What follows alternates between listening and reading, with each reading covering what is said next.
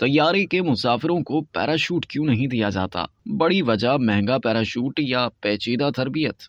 क्या आप जानते हैं कि किसी भी हंगामी सूरत में तैयारे में सवार तमाम मुसाफिरों को अपनी अपनी जान बचाने के लिए पैराशूट क्यों नहीं दिए जाते? इसके पीछे कई वजूहात बताई जाती हैं। नंबर एक, जब कोई तैयारा आसमान से गिरता है तो इतना वक्त नहीं होता कि 300 मुसाफिर पैराशूट के साथ एक एक करके दरवाजे से नीचे कूद सकें। दूसरी वजह यह है कि लोगों को इमरजेंसी एग्जिट से उतरने की भी तरबियत देनी पड़ती है। वो भी लोग ठीक से नहीं कर पाते, तो इसलिए अंदाजा लगाएं कि लोगों को कैसे सिखाया जाएगा कि पैराशूट के साथ तैयारे से कैसे उतर कर जान बचाई जाए। अगर ऐसा किया भी जाए तब भी बड़ा मसला ये आएगा कि तमाम कमर्शियल परवाजें 35,000 फीट की ऊंचाई पर उड़ती हैं। दूसरी जानिब स्काई डाइविंग के दौरान अगर कोई 15,000 फीट ऊंचाई से छलांग लगाते हैं तो उनको भी ऑक्सीजन की जरूरत होती है। इतनी ही ऊंचाई से अगर कोई मुसाफिर तैयारे से कूद जाए तो ऑक्सीजन की कमी की वजह से वो बेहोश हो जाएगा। इसके अलावा दर्जा हरारत भी -34 डिग्री सेल्सियस होता है। अगर मान लिया जाए कि लोग इस संगीन सूरत हाल का भी सामना कर लेंगे, तब भी 300 पैराशूट का वजन लगभग 3,000 किलोग्राम होता है। कमर्शियल एयरलाइंस के लिए इस सब का इंतजाम करना बहुत ही महंगा पड़ जाएगा और मुसाफिरों के लिए भी टिकट महंगे हो जाएंगे।